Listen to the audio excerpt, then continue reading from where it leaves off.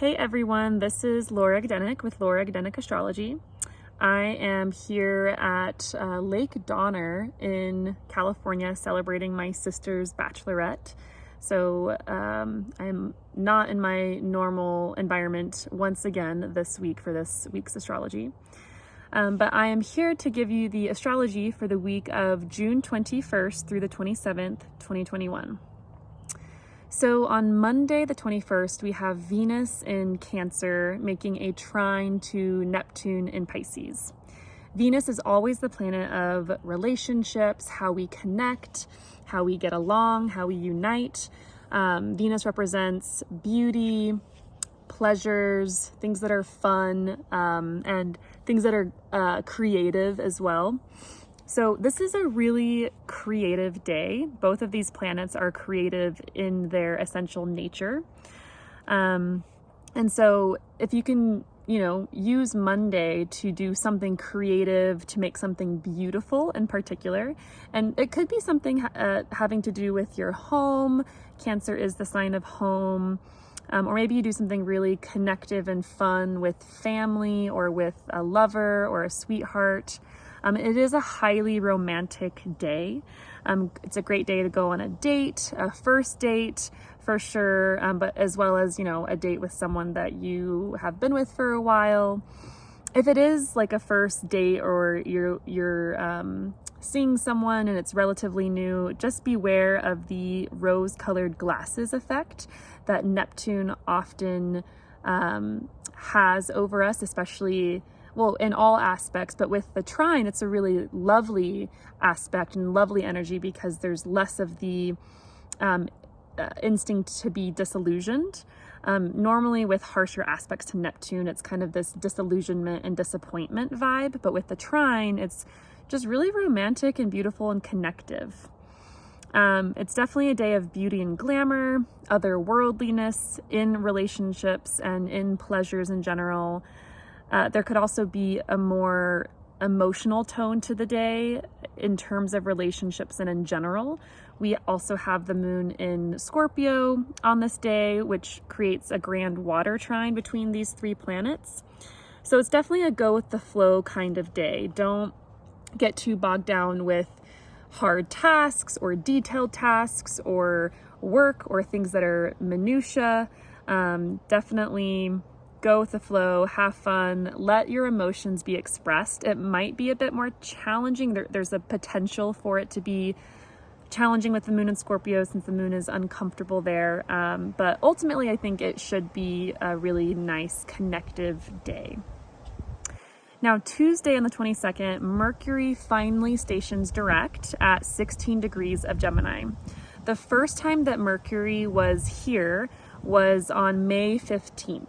So if you can look back to that date, maybe looking in your calendars and your photos through any social media posts, maybe emails or a journal, figure out what was happening around that time. And this might be a day where whatever was happening is cleared up, or things are turning around or wrapping up. That is very normal for a Mercury stationing direct is, the thing that you began is coming to a conclusion, or the thing that you began around that time, there are more answers now, basically.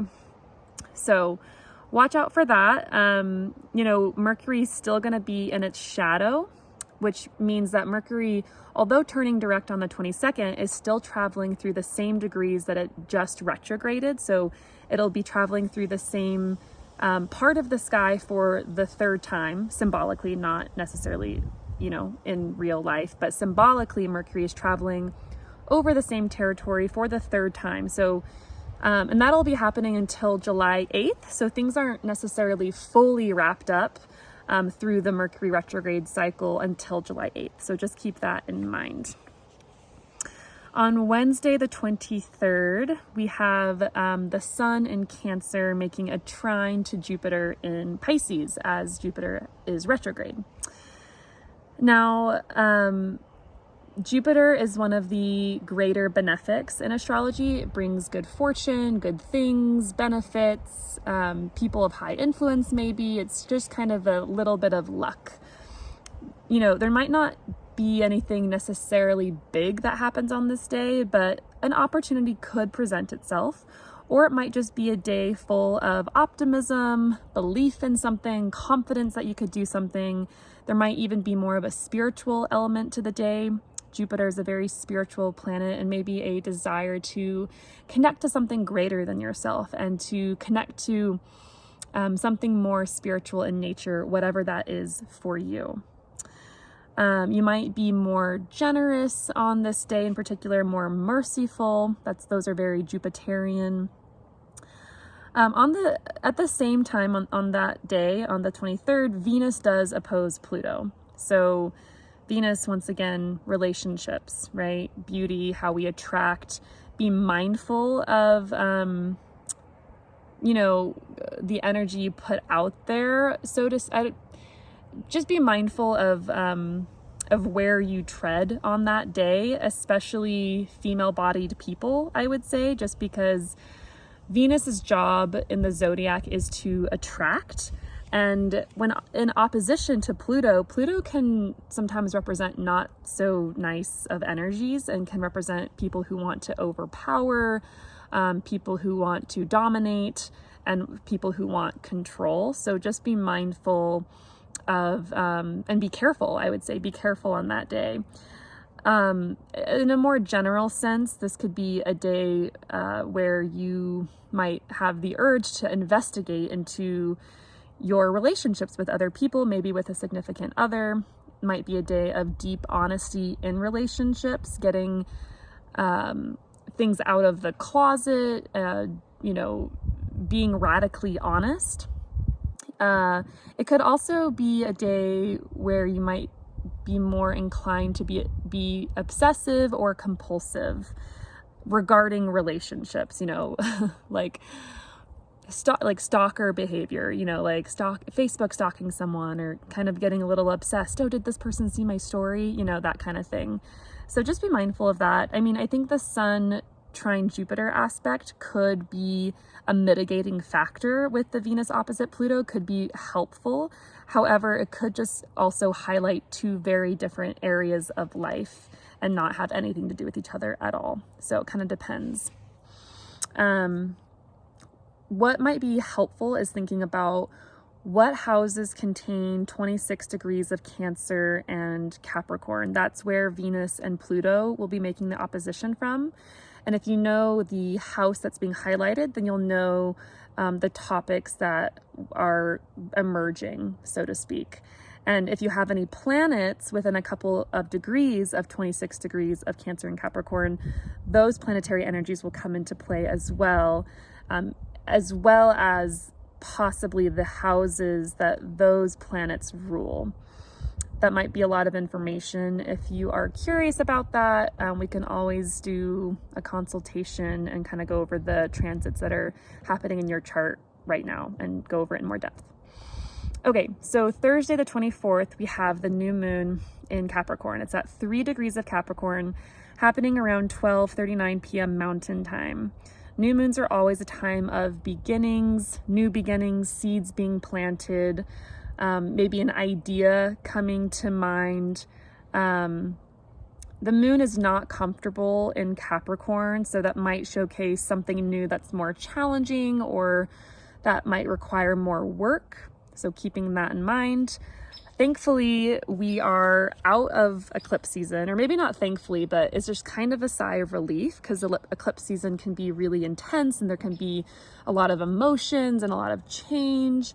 So this is the first lunation that we're having since eclipse season. And so it is kind of a sigh of relief, but just keeping in mind that the new beginnings might be more uncomfortable or a bit more challenging. Okay, Saturday the 26th, we have Venus heading into Leo.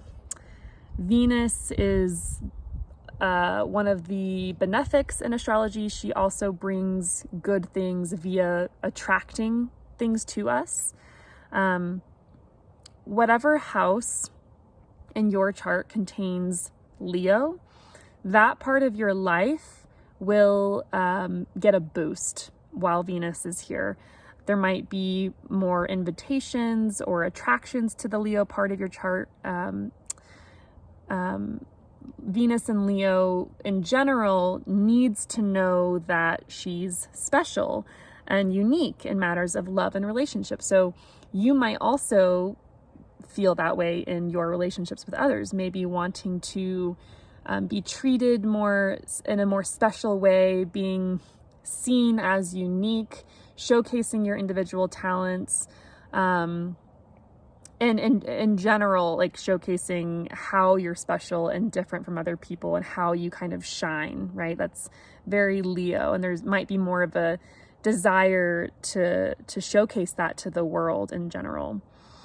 And you could want to showcase that via your style. Maybe you might have a style change that reflects more uniquely you, right? We also, with Venus moving into Leo, now have both Venus and Mars in a whole sign square to Uranus and a whole sign opposition to Saturn. So, you know, later in like a couple of weeks, there could be some turmoil in relationships or in matters of love or the heart, and also regarding the Venus ruled houses in your personal chart. So, you know, it's not totally devoid of drama. In fact, I think in a couple of weeks, there might be quite a bit of drama in some ways, depending on how many personal planets this is hitting in your chart. But in general, just watch out for kind of like ego stuff happening while Venus is here. The need to be seen as special and unique and to stand out and to be the center of attention could take over in a sense, and things could get a bit competitive or feelings could get hurt.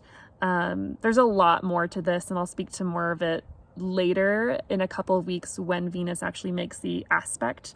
But for now, Venus and Leo, you know, there are good things coming to the Leo part of your chart via attraction, and it will get a boost. There will be some good things flowing to that part of your life for sure, especially now as Venus is in the early part of Leo. And just being mindful of your relationship needs over the next couple of weeks, and that need and desire to really be seen for who you are and the unique and special gifts and talents that you bring to the relationships you're in, as well as to the world at large. So that is this week in a nutshell.